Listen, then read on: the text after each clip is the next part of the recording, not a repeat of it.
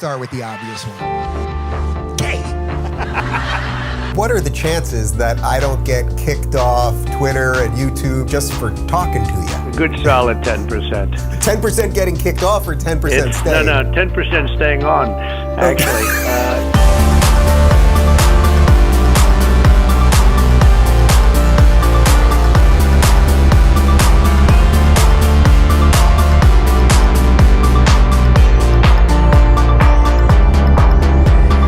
Are you a good, decent citizen? Are you vaccinated? It's nobody's business whether I'm vaccinated. That's like me asking you the last time you got laid. I mean, it's just irrelevant.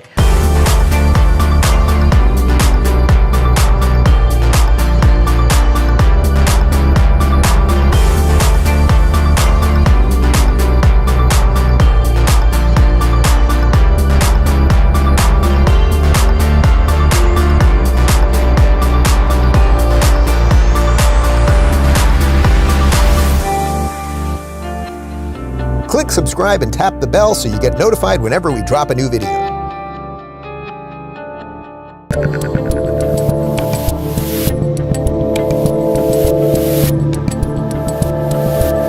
All right, people, this is it. It is the big August going off the grid show. I am Dave Rubin. It is July 27th, 2023. We are live streaming as always on Rumble Locals, and well, I said as always, but you never know when we'll be kicked off YouTube, but we are live streaming there as far as I know right now. Who knows by the time we get back? If you have not subscribed, of course, go ahead and do that. And I should note there will be no post-game show today. I'm going to tell you a whole bunch of stuff, get you caught up on a bunch of stuff. We've got a Q&A, my best and favorite moments from the past year. And then I am jumping over, even though this was planned to be it, this next hour. And this was it. We were packing it all in. And then I'm disappearing until August 23rd.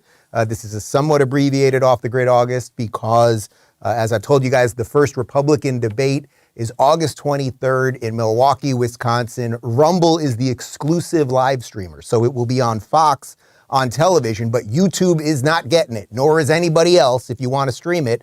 It's going to be Rumble. They are going to have a huge setup there, live audience. I'm going to be interviewing a bunch of the candidates there, so I'm coming back that morning. We just confirmed this morning. I don't want to say it yet because we'll leave it as a surprise, but my guest host, 11 a.m., on the 23rd, big time guest host, will get me caught up on everything I've missed in August. And then we will be doing pre and post debate shows. DeSantis has committed, Nikki Haley's in, I think Francis Suarez is in, pretty sure we got Vivek. We've kind of buried the hatchet on that one, and we're going to work on everybody. As I said, live studio audience, it's going to be awesome. And I'm just going to shut it down for the next couple weeks. I'll tell you a bit more. We're building a new studio this month, so this is it. Say goodbye to the old Rubin Report studio. We're moving. We'll have more on that in just a bit. And for today, as I said, we're going to recap a whole bunch of stuff, some of my favorite moments, some of your favorite moments. We asked you guys, and also a couple stories first because, not a big deal, but they found the aliens. Yeah, they found the aliens. It's been confirmed, and figures like that today's the day. They found the aliens yesterday. I'm leaving today. Like, you know, I could be gone with the aliens for a month. We'll find out. Will the world be here? Who knows? Before we do any of that, though, let's talk about Gravity Defier. Guys, how much is it worth not to feel pain with every step you take? From walking the dog to running with the kids, from school to practice and everywhere else, it takes a toll. Well, you guys need to check out Gravity Defier shoes. Whether you're wearing them on the job or to get your daily step count up, these Gravity Defier shoes are revolutionary. Walking and running in normal shoes creates shock waves that course through your feet, knees, and hips, forcing the body to absorb as much as 1,000 pounds of harmful impact with every step. Gravity Defier shoes are clinically shown to relieve knee pain in a double-blind study by Olive View UCLA Medical Center and published in the Journal of American Podiatric Medical Association. Participants experienced 85% less knee pain. Here's the deal, guys. It's the most powerful shock absorption system put into a shoe. So why don't you do this? How about try a pair for 60 days and experience the difference they can make in your life? Buy a pair today and save 15%. With free returns and easy exchanges, you have nothing to lose. Visit gravitydefier.com. Use code Rubin for 15% off discount on your first order. Test a pair risk-free and experience the difference in your life. Gravitydefier.com. Use code Rubin for 15% discount on your first order. go to gravitytofire.com, order today. I just realized, guys, that I started telling you something, then I jumped right into the ad. So we planned that this was it, like 1 hour show off the grid. Where's Dave Rubin going? What's happening? Nobody will know. But then yesterday, Rudy texted me, Rudy Giuliani, said, I'm going to be in Miami. You want to do something? So I said, Rudy, for you, we will do a sit down. So although this is the official off the grid show, and after today, the phone disappears, no more news, none of that, we will be doing a live sit down. We're going to live stream it, live sit down with Rudy from the local studio in Miami at 1 o'clock today. And that's it. That's it. Although we do have the locals meetup tonight. So it's the grid is kind of, it's sucking me in. The more I try to get out, the more it sucks me back in. You guys got it. Anyway, let's get into some of the craziness of the last day or so. Because yes, the aliens are here. There was a congressional hearing yesterday and a UFO whistleblower under oath has testified that non-biologics have landed. And well, just take a look. And it's like, I saw the story yesterday. It's like, at this point, does anything surprise us? Does anything get the blood pressure to go up? Does anything get the heart beat faster? Does anything surprise any of us? I was like, oh, aliens? Well, what else is going on Twitter? Okay, take a look. Intelligent extraterrestrials. Something I can't discuss in public setting. Okay, I can't ask when you think this occurred.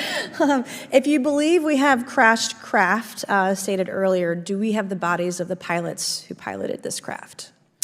As I've stated publicly already in my News Nation interview, biologics came with some of these recoveries, yeah. Were they, I guess, human or non-human biologics? Non-human, and that was the assessment of people with direct knowledge on the program I talked to that are currently still on the program. And was this documentary evidence, this video, photos, eyewitness? Like, how would that be determined? The specific documentation I would have to talk to you in a skiff about. Gotcha. Yeah. Okay. So, and you may or may not be able to answer my last question, and maybe we get into a skiff at the next hearing that we have, but who in the government, either what agency, sub-agency, what contractors, who should be called into the next hearing about UAPs, either in a public setting or even in a private setting? And you probably can't name names, but what agencies or organizations, contractors, et cetera, do we need to call in to get these questions answered, whether it's about funding, what programs are happening, and what's out there? I can give you a specific cooperative and hostile witness list of specific individuals that were in those. And how soon can we get that list? I'm happy to provide that to you after the hearing. Super. Thank you. And I yield back. All right, so we will find out, I suppose, what they talked about after the hearing. But to be clear, non-biologics, or biologics, but non-human biologics, so not humans, were something biological was found in some sort of what appears to be a crashed craft or something, like we're entering Men in Black phase of this whole thing, which kind of seems like where this was all headed. I suppose we will find out more, or we will not. Or this is all kayfabe and we're just playing along in a script, or who the hell knows, or we'll be slaves to the aliens, or God knows what else is going on. But I saw the story yesterday and I was like, okay, it's the right time to go off the grid. Like, if the aliens are here and over the next couple of weeks we find out in the invasion and War of the Worlds and they're using us as chum and the rest of it, it was nice knowing you guys. I really enjoyed all of this, and we shall see. But also, really, it was also like, man, I'm looking at this story and that you have someone testifying under oath that agencies know about non-biologics found in these crafts. Sorry, not non-biologics, non-human biologics found in these crafts. And it's like, nobody really cared. Like, everyone just keeps fighting about Trump DeSantis. Everyone's fighting about who's racist and not racist, who's, dicks we're going to chop off, and all the rest of the nonsense. And that just is exactly why I go off the grid. Because the endless hamster wheel of everything, you got to stop it every now and again. So I just want to do one other story before we get to everything else related to the off the grid August situation, because this week we covered quite extensively that many people on mainstream media, the Democrats, all the usual hysterics, were very upset because in this new curriculum through the Florida Board of Education, they were very upset about how they were going to teach about slavery. And of course, we looked into it, and it's basically I think you can say this in an objective manner, like the most robust assessment of slavery and a true history of slavery that probably exists in any state. What was getting a whole bunch of people was there was, in essence, and by the way, contrary to what Kamala Harris said and contrary to what Whoopi Goldberg said, there were several black scholars who were part of creating this curriculum. But what was getting a lot of people was that there was a line or two in the curriculum related to how black slaves attained certain skills that then they were able to use in life in the future while they were slaves. And somehow that was whitewashing slavery. Now, the simple thing, as I addressed the other day, is it's obviously true. People that were blacksmiths on plantations, you attain skills, and then once they were freed slaves, they were able to either become blacksmiths or use some of those skills. That's not an excuse about slavery by any estimation. The same thing could be said for concentration camps. When people had to do jobs there, they might have been able to take some of those skills and use them after. Again, not an excuse at all. But everyone started going completely bananas about this, and Florida's racist, DeSantis is Hitler too, blah, blah, blah, blah, blah. Well, you are not going to believe what happens. Check this tweet out. This is from Jeremy Redfern. He says, remember when Florida wouldn't allow that AP African American Studies course because it focused too much on critical race theory and not enough on history, and the White House lost its mind? Well, here's one of the standards considered essential knowledge. So you guys remember this, of course, a few months ago when DeSantis banned this AP class because they were going to have gender theory in it. And everyone was saying, this AP class must be taught. It must be taught. And everyone said Florida was racist again. Well, look what's in that AP course that they said must be taught. In addition to agricultural work, enslaved people learned specialized trades and worked as painters, carpenters, tailors, musicians, and healers in the North and South. Once free, Americans use these skills to provide for themselves and others. Should we just go off the grid right now? Like, that is such a perfect example of how everything is BS, how it's all virtue signaling. It's all fake and crazy and designed. And as I said before, kayfabe, K-A-Y-F-A-B-E. Google it if you don't know what it is. It's basically that we're in this fake reality. Kayfabe was the word that described that you'd be watching an old WWE match back in the day, Hulk Hogan versus Andre the Giant, and you knew it was staged, you knew it was fake, but it could bring out these emotions with you, real emotions, and then they'd continue this story, this fake story about the giant and the American hero, and we're living in it now. But that story is the most perfect example of all of it. Months ago, we were all racist because he wanted to get that course out. Now that course has exactly the same thing that is in the course right now. It's just nuts. But let me just do one other thing on Florida, then we will get to everything else. And again, between aliens and just like the lying about the place that I live in that has allowed my life to flourish and all that stuff, it's exactly why I go off the grid, so I can get fresh eyes on all of these crazy things. CNN put up a video yesterday about a family that is fleeing Florida because of how evil and, of course, transphobic Florida is. It's a two-parter. Here's part one. We just thought it would be a nice, warm place to live where we could get to beaches. I just never thought that I would have to flee a state for the good of my children. The SB 254, this will permanent outlaw the mutilation of minors. I remember Tori coming to me one time and in tears, which she doesn't normally do. And I asked her what was wrong, and she said DeSantis. And like the fact that a governor would be making my kid cry, that's a messed up government. We're absolutely moving because of the political climate and the laws in Florida. We didn't want to move. When the Florida Board of Medicine started meeting, and we realized that they were going to ban gender-affirming care for our kids, that we might need to leave because that is life-saving, essential medicine and treatment for our daughter. I was very relieved when we decided to leave. I had never really heard that much about trans people, and until I was like 11 or 12, I didn't even know trans people existed. So I was just used to being uncomfortable. I started hormone blockers pretty soon after that. Yeah, I mean, there was times before she started getting hormones and stuff that she was suicidal, but after she transitioned, she was much more outgoing, much more like comfortable with herself. Okay, that's only part one. First off, before I say anything or make any sarcastic or glib remarks and talk about the general insanity and that CNN is pushing this and everything else, this has nothing to do with this kid, right? Like, I'm not making fun of this kid, and I actually have great sympathy for this kid, not exactly for the reasons that CNN wants you to think you should have sympathy for this kid, but for what the parents have done for this kid, for what the world and the culture has done to this kid and all of those things. There's so much insanity there. First off, that the woman says, she walks in one day, Tori walks in one day, what's wrong? DeSantis. Like, it's just made up. What's wrong? What's wrong? DeSantis. Ronald DeSantis. Like, okay, it's just made up drivel.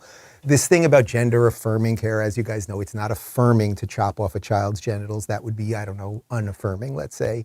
And that at 11 years old, I had never heard much. The kid says, I had never heard much about trans stuff.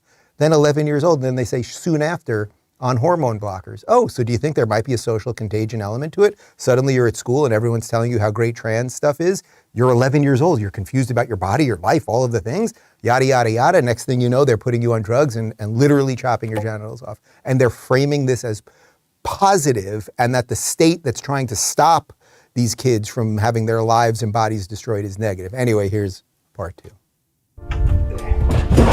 Okay, careful. We are seeing many families that are leaving. I really think if you were to ask a member of a trans family, they would tell you they go to bed at night dreaming of how to get out of the state. So that's the dining room right here, and then this is the living room. My hope for the McKee family is they are able to find a community that embraces them. We're lucky that we're able to get out, we're able to afford to leave. A lot of people can't, or it's going to be very difficult.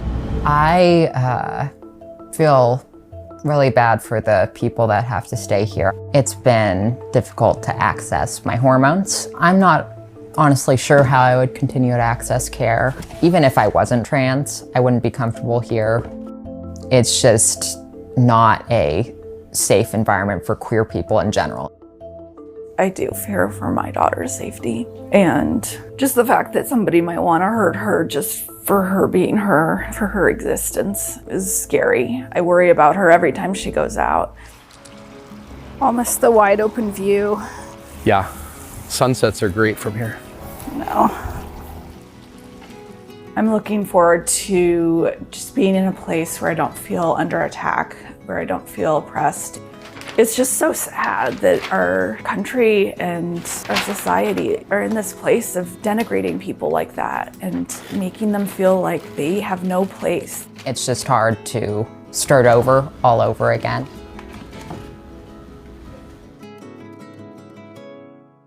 Guys, this is exactly like that level of propaganda that you just saw there, and that they're attacked and all of this stuff, and Florida's not safe for queer people, and that somehow chopping genitals is good, and dealing with deep psychological issues somehow is not. All of the nonsense.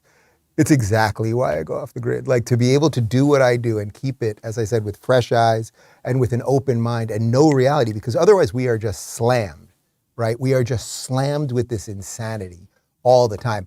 I would like to note that CNN that put that video out yesterday, they got ratioed to high hell. I've mentioned to you guys that aren't on Twitter, ratioed is when you put up a video and, let's say it gets 10 retweets and 20 likes, but then it has like 3,000 comments because everyone is like, that is pure deranged BS. And that's what happened to CNN. Anyway, so all of that being said, between aliens, between the machine trying to trans our children and the rest of the craziness, guys, this is exactly why I go off the grid. So now let's shift into that portion of the show. I want to say that, since last August, I mean, there has never been an off the grid August. I believe this is my 7th off the grid August. There has never been an August to August situation that my life changed more than it changed this past year. We were blessed with Justin last August, and then Luke in October. And as I've said on the show, I try to do some decent, somewhat respectful balance of my personal and private life, and then the public version of me, and those of you that are part of the locals community, you get to see a little bit more of the personal stuff.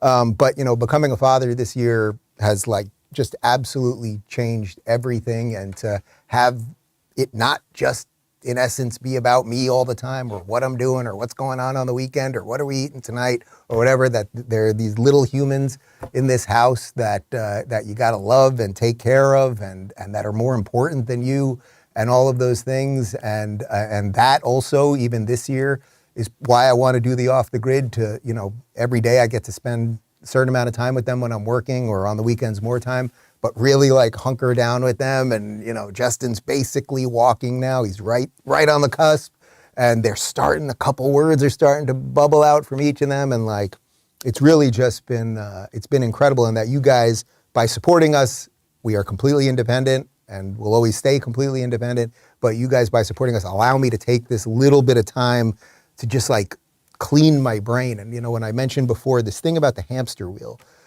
every day for the rest of my life, as long as I do this show, we could wake up and there are more stories. Doesn't matter if Trump ends up president, or DeSantis, or it's Biden or Newsom, or World War III starts, or the aliens invade, or whatever. There are always more stories. There are always more things to cover. There's another Barbie movie to be angry about, and this thing happened, and that guy said this, and we found out that guy did that 20 years ago. It will always exist. And when I've gone off the grid, major things have happened. Last year, was it last year or the year before? I don't even remember anymore. I missed the Mar-a-Lago raid. That was last year, right? That was last year. It happened August 2nd. So for a month, I did not even know about the Mar-a-Lago raid. I came back on the grid, and I was well, I don't think anything's going to really come of it. And, in essence, nothing has, although there's a whole bunch of indictments, I guess, quasi-related to that. I missed John McCain dying one year. I missed the Afghanistan withdrawal the year before that. I missed Andrew Cuomo stepping down. Things happen, but the world continues. But I think for me to do this and make sure that I don't have blind spots all the time, right now, I'm very much in the thick of what's happening in presidential politics, right? I'm obviously supporting DeSantis. I'm trying to push back on some of the lies wherever they come from, but I might have blind spots, right? And I think stepping away from some of this to get a clear look on this thing, as opposed to just every day, this happened, holy shit, react and fight and capital letters destroy and all of that stuff. That's really why I do this. I think it's good for me mentally and spiritually. It was 5 years ago or so that I came back on the grid and I said I was no longer an atheist, which pissed off a lot of people. But when you give your mind and your body and your spirit a little time, you never know what could happen. So for those of you that are watching this, I know most people can't do a full August off the grid without this thing and without a computer. And I do the extreme level of it. But I hope you guys will just try a couple days here, maybe just the weekends, maybe take a week, maybe take the last week of August, whatever it might be, to give yourself that space too. Because the endless doom scrolling on this thing, we are trapped in the matrix. But it's your choice. The matrix is always growing, and it's expanding, and it finds ways to wedge itself in our lives nonstop in every turn, right? And it's just nuts. But you can figure out how much you want to be a part of it, even as it endlessly encroaches on you. So I hope that you'll try to do a little of that as well. And now I just want to go through some of my favorite moments of the last year, since starting in last September, and then a couple questions from the locals community. So let's start. Back in September, right when I came back on the grid, I think you've seen this one once or twice, but I finally got to sit down with Bill Maher, who of course I had wanted to sit down with forever, have my frustrations, wanted to find the common ground, and I think we managed to do it. You must know that the universe really doesn't give a shit about you. It is not sending you messages.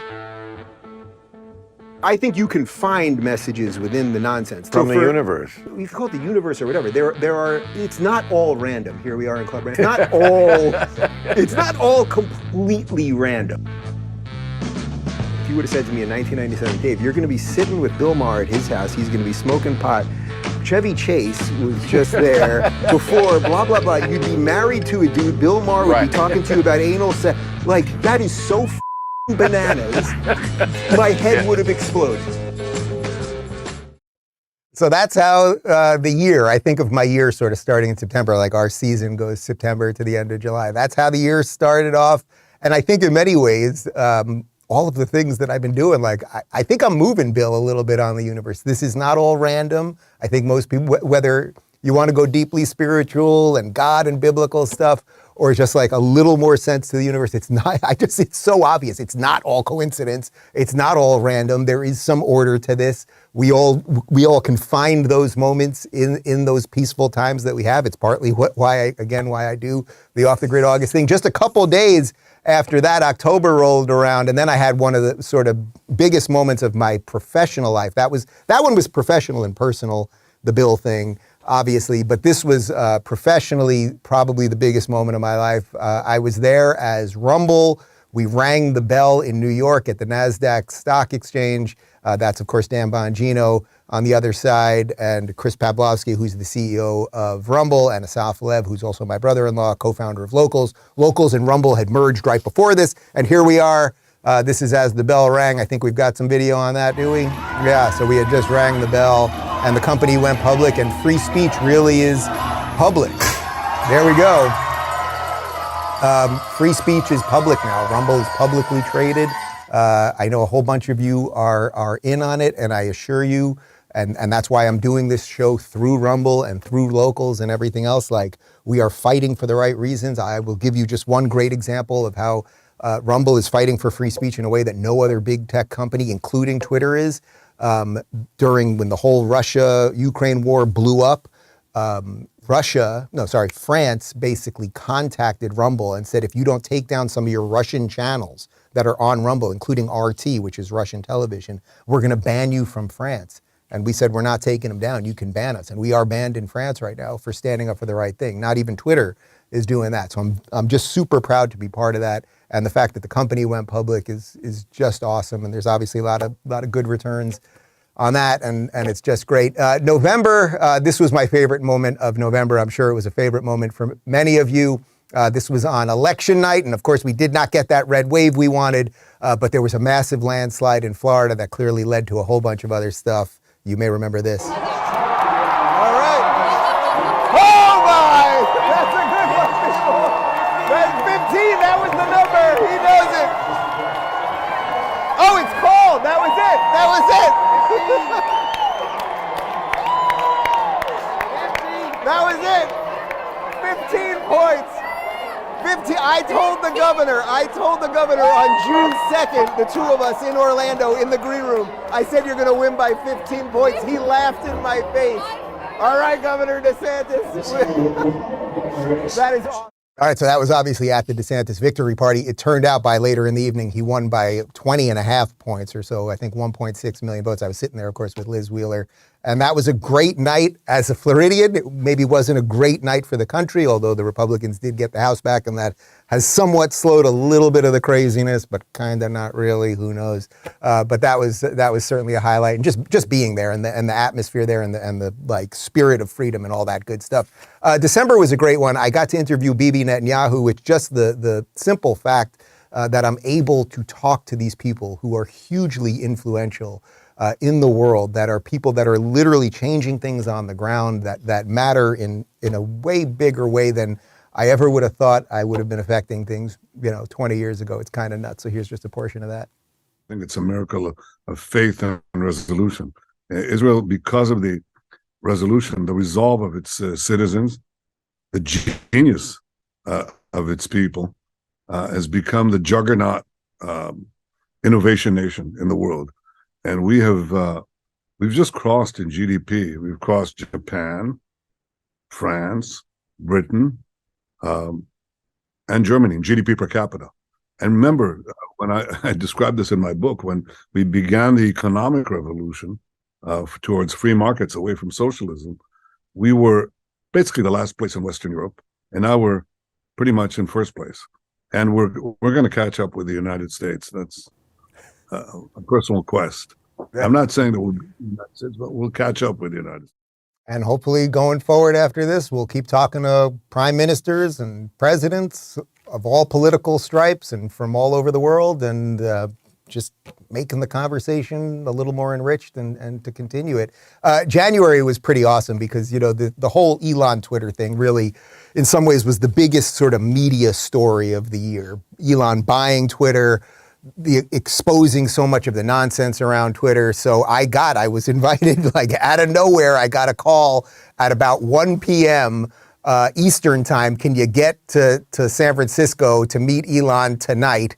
And I somehow got on a plane. I was literally on the last row in the middle seat, and I got to Twitter headquarters, and then I put out a long Twitter thread about what I saw at Twitter. And really the beautiful part is what you're seeing, the last line in that Twitter thread. I sat with Elon for a couple hours and a bunch of engineers, and they showed me all of the stuff and all of the shadow banning they were uncovering and all of the craziness that was going on over there. And I said to Elon, because I had no expectations when I went there. I didn't know, was I doing the Twitter files? Am I just meeting the guy? Like what the hell am I even doing there? And I said to him after a couple hours, hey, can I just tweet about what I saw here? And his response was just beautiful. He says, you can say anything that is true, anything that's true. And it's like, that really is the spirit that we need a bit more of these days. And I think one of the reasons that right now there's a chance, right? Like imagine if he did not get Twitter, even if you're not on Twitter. Like imagine how much stronger the censorship machine would be right now. Yeah, we'd have Rumble. Yeah, we'd have Locals. But like Twitter is the ubiquitous app, and it's becoming more ubiquitous at the moment because, he's turning Twitter, he wants to turn it into the everything app, which he just basically renamed the company X, and they want to do a whole sort of revamp of that. But I think we have a chance with that. So that was sort of a beautiful moment. My favorite moment out of February was the 7-year anniversary, if I'm not mistaken? It was the 6-year anniversary of my first video that I ever did for PragerU, the now famous or infamous Why I Left the Left video. I subsequently did 3 more videos, so we thought for the anniversary of that, why don't we kind of recap my political adventure, because it's mirrored so many other people's political adventures, including guys like Elon Musk, for example. Here's a little trailer we put together on that one. So this month is the 6th year anniversary of the famous or infamous Why I Left the Left video that I did for PragerU.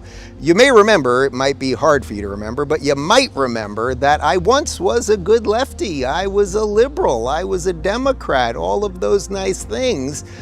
And then things started to change. My side, the left, was actually the ones that were acting completely illiberally. We were the ones who were silencing free speech on campus and shouting down speakers. We were focused on the collective instead of the individual. It was also talking to people that I thought were my ideological enemies, whether they were Dennis Prager or Glenn Beck or Larry Elder or Jordan Peterson or Ben Shapiro, or the list goes on. I was willing to talk to people, hear what they had to say, and then compare that to my own thoughts. I think everything that I've spent the last couple of years talking about is exactly what is needed in America right now. It's imperfect, I'm imperfect, you're imperfect, but if we fight for those ideals, and if we act a little bit more bravely, and we turn back to some of those founding documents that sometimes seem old and irrelevant, I really think we can fix this thing. I'm Dave Rubin of the Rubin Report, stealing these short videos from PragerU to shoot this film. Whatever. You can check out that compilation. Why don't we link to that? Can we link to that in the description? We're going to put that in the description right now so you can check that out a little bit later if you haven't seen it. We take all 4 of our videos and really tell a story over the last couple of years that I think will a lot of you I think will relate to it. In March, the highlight for sure was our trip to DC, where I interviewed about 18 Republicans, not one Democrat. We reached out to about 20 Democrats. The only Democrat who even responded to us was Rashida Tlaib, of all people, who said no, but we got pretty much every Republican we wanted. The highlight, of course, was we went to the Capitol, and a whole bunch of you guys from Locals joined us. I think about 60, 70 people joined us, and we went and we interviewed Kevin McCarthy right in front of you guys. It was really great. Take a look. Not a perfect nation. We strive to be a more perfect nation, but we should be more patriotic. I mean, this idea, and goes long answer to your short question. I will put bills on the floor. I don't even remember the question anymore, honestly. I just now did. I think I asked you what it's like to work in a place when people don't like you. Okay, so we had a resolution on the floor denouncing socialism, okay? This is not a college campus. This is not Berkeley. This is people elected to the U.S. House of Representatives with all the history of America, and 100 Democrats couldn't vote no. Can you believe that? So it goes back to your question, could I believe that not one Democrat would stand up? That's an extreme position. That was a really beautiful day. We then took tours. Everybody that joined us got to take a tour of the Capitol, and Speaker McCarthy's team were great. They led all the tours. I jumped around with everybody. It was just really wonderful. April, the highlight was definitely this moment. I did Patrick Bet David's podcast, which they've now got a live studio up in Fort Lauderdale. And they had me and Rudy Giuliani. I'm going to see Rudy a little later today. They had us on the panel together. This was, I think, the highlight moment. Could you guys Google it? Does she have a dick? And the fact that I just said that in front of Rudy Giuliani. Rudy didn't know what a meme was before this. I lived in New York City during 9/11. Like, this guy is a true hero, and I apologize for even doing that. I don't know what a meme is, but I know what a dick is.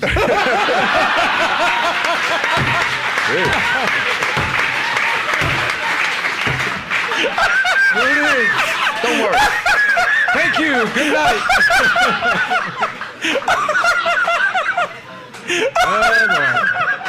I have to say, like, honestly, I'm almost tearing up as I'm watching that because, I lived in New York City, as I said, during 9/11, most of my formative years and doing stand-up and struggling and being freaking broke, literally going to my roommate's coffee jar to, in essence, steal change. I guess I was borrowing it. Still, Mike, I owe you a couple bucks.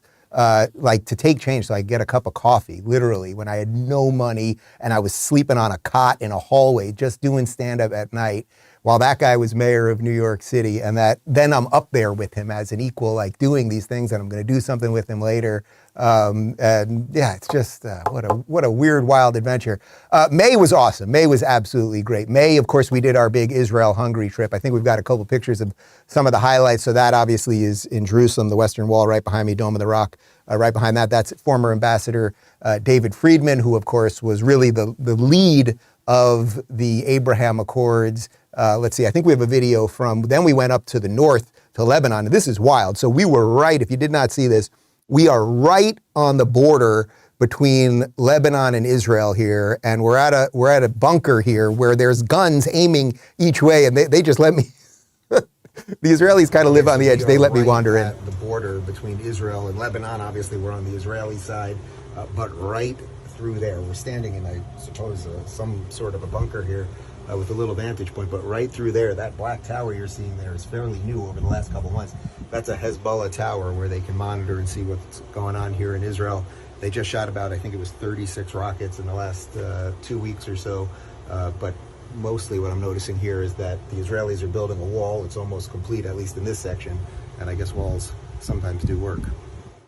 Seeing that stuff like so granularly, so like right in front of your face, when you see a border and they're like, oh, whether they're good guys or bad guys or whatever, like our territory ends here. If you put up a wall, it does kind of stop people from jumping over, and it does delineate between one territory and another. So they're building their wall there, and will we ever get a wall built? Will we ever take care of our border? We shall see. After Israel, we went right over to Hungary, which was fantastic. We went to Budapest, and the highlight, well, there were many highlights. I did a really, what was one of the most enjoyable talks of my entire life at the Danube Institute, which you're seeing over there, which that video is up on YouTube and Rumble right now. You can check that out if you want. It was a real pleasure to do that. And then totally impromptu, we happened to be next door to the Prime Minister's residence, and they were able to set up a meeting between me and Viktor Orbán. And Viktor Orbán, who's, in Western media is thought of as a very dangerous, scary fascist. And I meet the guy, and he's like laughing and smiling. He's like, I just like my culture. I like my people. I want to protect it. That's it. And so that was nice. And then also sort of by coincidence, so she's the, Caitlin Novak is the president, right? She is the president of Hungary, Caitlin Novak, and this is backstage. Jordan Peterson happened to be doing a show in Budapest the day before we were leaving. We were taking like a 5 a.m. flight, so I got to do the show with Jordan, open for him, about 6,000 people, and anything with JP is always great, and that was really fantastic. In June, now we're almost caught up, people, I promise. In June, I think the highlight was I headed out to Nevada and I did an event for a couple thousand people with Governor DeSantis. This obviously is just right after he announced that he was running for president. And there's no audio to that video, and people have tried to figure out what we were saying to each other there. But he's out there now. You guys know how I feel about wanting to export Florida to America, right? Make America Florida. By the way, we have Make America Florida shirts, which we just redesigned. I had put a little green in there that people felt was making it a little too much like the Italian flag. We have now redesigned them in red, white, and blue. You can find them at daverubin.store, the Make America Florida shirt. And then the highlight of July was, I've been talking so much about how there is this incredible cross-section of people all over the political map, all over the cultural map, who are trying to come together to make some sense of the world. That's really what I was focused on this last few days, and really what I'm going to be thinking about and churning through and trying to shape, as I said yesterday, right? When I'm off the grid. And the conversation that I had most related to that in July was with RFK Jr. I actually retweeted it and I asked people to come up with some of your dangerous ideas, and nobody seems to really know what they are, but that doesn't stop the New York Times. Yeah, and all of my conspiracy theories, as it turns out, have come true. They're no longer theories. They're now proven hypotheses. But you know what I do wonder about it. I was thinking about this morning that because this hailstorm of negative publicity about me really kind of not. It goes beyond like hit pieces to be just this, poisonous vitriol. And that it's coming from all the legacy media, from the Atlantic Monthly, from New York Magazine, New Yorker, from the Washington Post, from the New York Times, from Vanity Fair, Daily Beast, Daily Kos, Rolling Stone, and many, many others. And they all kind of use the same talking points, and they also are not accurate. None of them has really written an accurate. And that's one of the reasons it doesn't trouble me, is because it's just inaccuracies. All right, so there is a chance, guys. Again, you don't have to agree with everything RFK says. You don't have to agree with everything I say. I don't agree with everything RFK says. He doesn't agree with everything I say. But this wide swath of people, from Maher and Peterson and Rogan and Vivek and RFK, this wide swath of people trying to just make some sense of this thing. It's better than the hacks and the sellouts and the liars, right? And there's an awful lot of them. And they're super powered by algorithms and corporate press and the rest of it. But like, if we can piece together that thing, it literally is the only way out. It really is. And now, ladles and jelly spoons, let's get to a Rubin Report community Q&A. I know there's a bunch of stuff about off the grid and some other political-related things and personal things and a bunch more. Here we go. Bonnie says, you've inspired me the last few years to put down the devices. I don't go full dark, but it's nice to get away from the insanity for a while. Enjoy your time off with the family. See you on the flip side. Well, that's not even a question, but I appreciate that, and I'm thrilled to hear that. Like, really, anyone watching this, when's the last time you took one day? Could you do it? Could you take one day without this thing? Can you walk out of your house?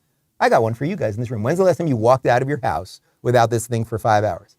Daphne, you're my assistant, so you're not allowed. But anyone else? Like, never for Daphne. Connor, really, when's the last time you walked around for 5 hours without this thing? When he was 12. Last time. Last weekend, actually. What? Phoenix takes Dave Rubin's advice. Last weekend you did it? Like for an afternoon? Yes. Good for you, man. Brock, definitely not. You're my social media guy.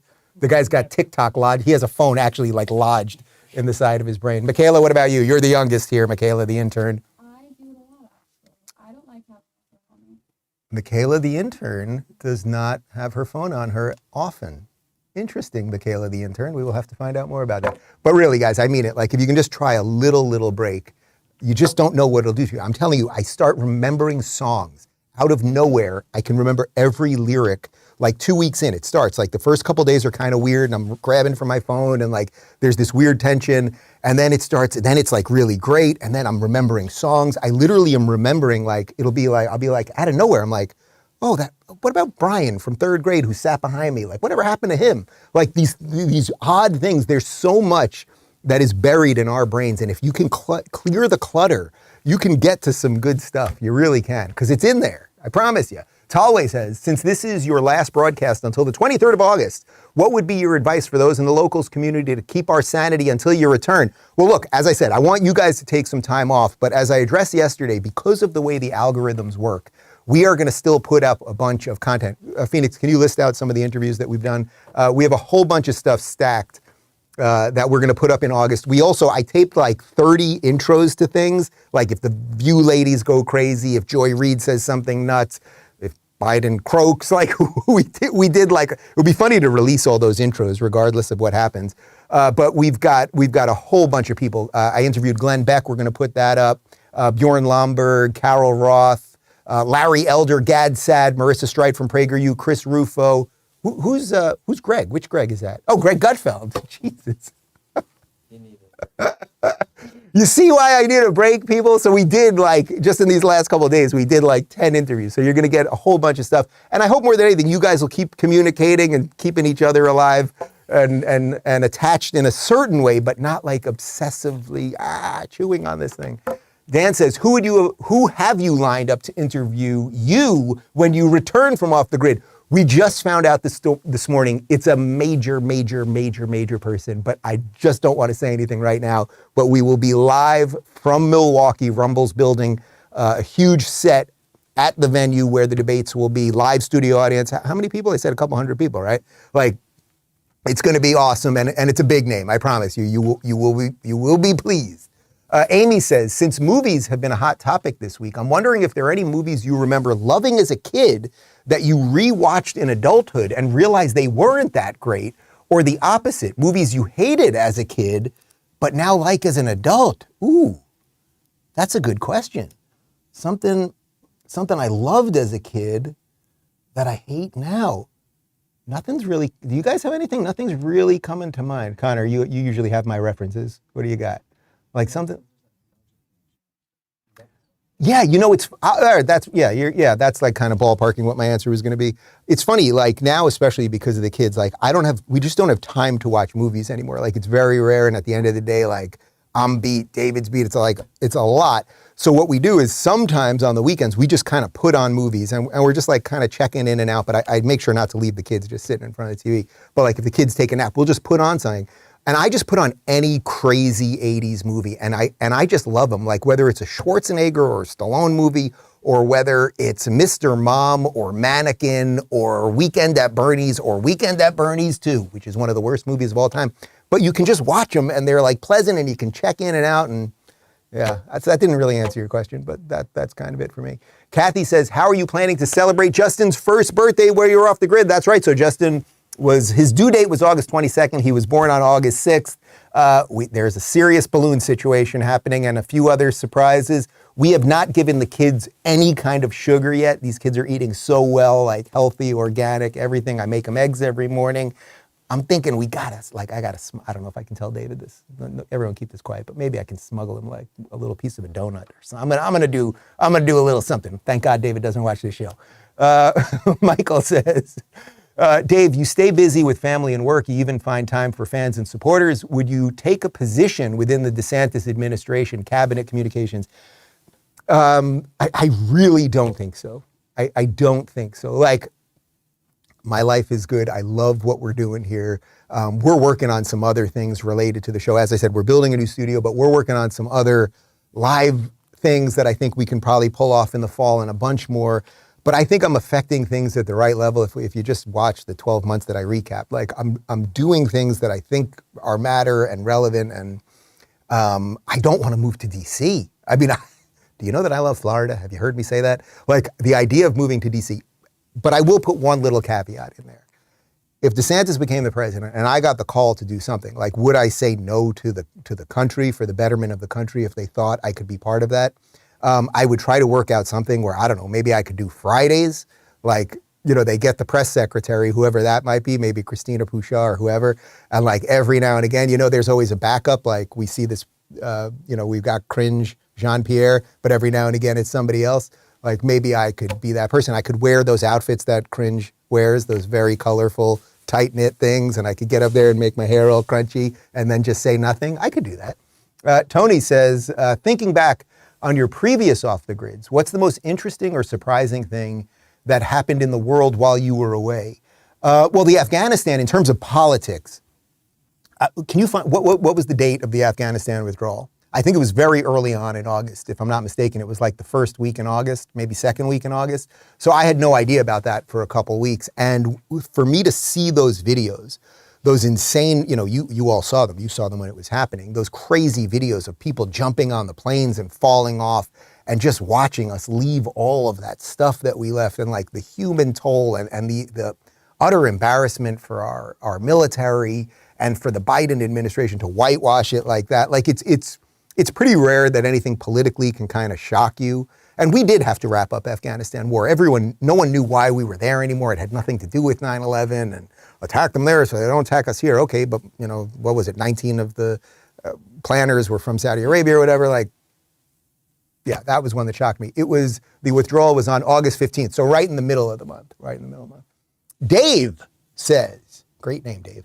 Tell me you're planning at least one smoke all day while you chill out. Brisket. Oh, duh. Yeah. I mean, there's going to be, I actually just went to our Wild Fork place. Is Wild Fork, is that just a Florida operation, or are they all over the place? No, it used to be online now. They have Yeah. So Wild Fork is a brick and mortar place where you can they have incredible frozen meats. They're not a sponsor. I do a ton with Moink, and I'm always doing all my stuff, but I just went for bigger cuts. I've been going to this place, Wild Fork, where you can get these massive freaking tomahawks. I did like a 16-pound brisket for my family. So yeah, I'm going to smell like smoke throughout most of August for sure. And maybe we'll let Brock post some pictures of meats if we can make that happen. Ben says, predictions for when you come back. Will the aliens have landed? Will Joe Biden be revealed as king of the zombies? Will Gavin Newsom have declared his 2024 presidential campaign? I mean, look, any year, anything can happen. This year feels, and especially because I'm so in the thick of it, like this year feels particularly insane, which is exactly why I have to go off the grid, which is also, the debate. I really didn't want the debate to be in August. I just feel like, especially because of my situation with Rumble and everything that I'm fighting for with DeSantis here, like I just felt like I had to come back a bit early. By the way, so we're going to come back a bit early on the 23rd, and then I will dip out till after Labor Day. So I'll shut down again so that I do get the full month sort of mentally. So we will be back on September 5th. That's Monday, September 5th, right? So because Labor Day it's Tuesday, September. Yeah, it's Tuesday, September 6th. Labor Day is the Monday, but I think it's the 5th that we're coming back. The 5th on Tuesday. The 5th on Tuesday. Thank you, guys. I have a crack team here. We will be back on Tuesday, the 5th, because Labor Day is Monday, the 4th, right? So I didn't want to come back for one day on the 1st and bring all my guys back in. I want them to enjoy the summer as well. So we will be back on Tuesday, the 5th, after Labor Day. There you go. Oh, but yes, anything could happen. Like literally, could Biden this afternoon trip and then it's over? Could they figure out a way to install Gavin Newsom? Like all of the crazy things. Could 3 of the Republicans drop out? Could the aliens are here? Anything could happen. Richard says, are you completely off the grid, no electronics, electricity, etc., or is it that you just don't have a show for the month? So the first few years that I did it, there was nothing. I did have electricity in my house. Like I'm not shutting down and like going to the forest, although that actually does sound kind of cool and I should probably do something like that at some point. But I shut down in terms of so for the first few years, 100% no news, no phone, no iPad, no computer, no TV, like nothing in terms of consuming media or anything else. Yes, we had lights.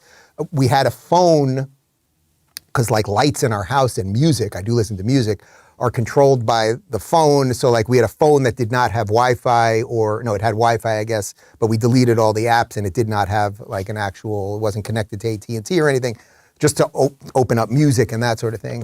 Last year was a little bit different because Justin was born and obviously we had family visiting and coming to town and calling and texting and whatever. So I had deleted a whole bunch of apps, but I did occasionally look at this thing.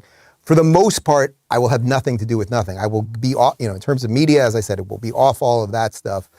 With kids, it's a little more complex. Like I need to be able to be available at some level, but yeah, it's the most important thing really is the media detox. As I said, that hamster wheel thing of just slammed with more information, more craziness, more partisanship, more of the stuff. And if we can remove ourselves from that, I think it is good. Okay, so that's it for the questions for now. I just want to make a couple announcements as I leave you guys, although I said I'm really only leaving you for an hour because we're interviewing Rudy Giuliani at Locals in an hour from now. So a couple things. This is it. Say goodbye to this backdrop. We are building the new studio in the house. The contractor, we literally started this morning. The contractor was here this morning. Walls are going up, whole bunch of stuff.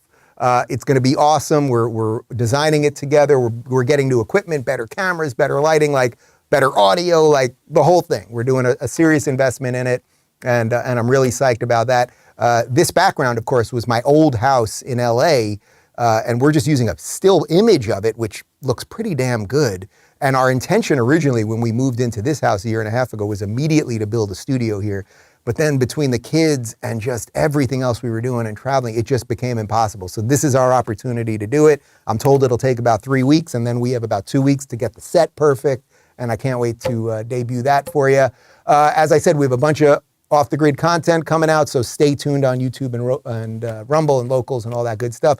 Many of you have asked, I am still working on that tequila. The Dave Rubin tequila, it's an extremely complex thing legally, and importing tequila and all that. We're working on that. As I said, Rudy in an hour from Locals. Phoenix, do I have anything else I want to tell the fine people? What? Oh, the cookbook. Man, there's so much. The Rubin Report Locals Community Cookbook will officially be posted on Monday. That's recipes from me and my team and you guys that are part of the community. And I want to thank you guys for submitting that. Sorry it took so long, but we will get that up on Monday. And before I go off the grid, because obviously I'm going to do this thing with Rudy, but that'll be mostly about Rudy. I just once again want to thank all of you who have been any part of any of this, from the people that were with me from way back when I was on the Young Turks, to the people that started when we first went independent, or when we were with the Blaze, or now that we've done everything we're doing here, when we were in Cali, in Florida, when we were broke, all of the stuff. You have enabled me to do this. So if what I do here does a little something, like the tiniest particle of something, to make the world that you live in a little bit better, then let's consider it a wash. So I do thank you. And so there's no post-game show today because we've got to get to Locals right now because we're interviewing Rudy in about an hour. But I do leave you with a cold close. This might have been, I think this is probably the funniest thing that we did all year, or just like maybe my personal. Did I do drag this year? Was that this year? No. That was the year before. Phoenix like, no, Dave, you did drag last year and we're never doing it again. I think this little thing that we put together of Trudeau and Newsom was like one of my favorite things. And Connor can swear to it. We did this in one take and it was off the top of my head. One take off the top of my head. And again, I thank you guys, and we'll see you in September. Hey, I'm Justin Trudeau, and I'm so excited to be here because I'm in California with another lizard person. He's a lizard person just like me, and I'm here with him in California, which he's turned into a communist shithole, just like I'm trying to do to Canada. We're both World Economic Forum stooges, but we have really nice suits. Look at our suits. And look at his hair. I just love him so much. Oh, look at him. Look at you. I'm Gavin Newsom. Look at me. I smile when I'm talking. So people think I'm a nice guy, but actually I eat babies. Yes, I do. I love them. They're delicious, and I'm always eating them. And then I use their blood as gel in my hair. It's very exciting for a guy like me. And I'm very happy to be here with Justin Trudeau, who is so evil that makes me look like a good man. Yes, isn't it true, Justin? Yes, it is true. Yo, you're just so cute. I just love you so much. Think about all of the people we could lock in their homes and freeze their bank accounts. It's very exciting for both of us. I'm so happy about it. Aren't you happy about it, Gav? It's just, yeah. Oh, yeah. Love it.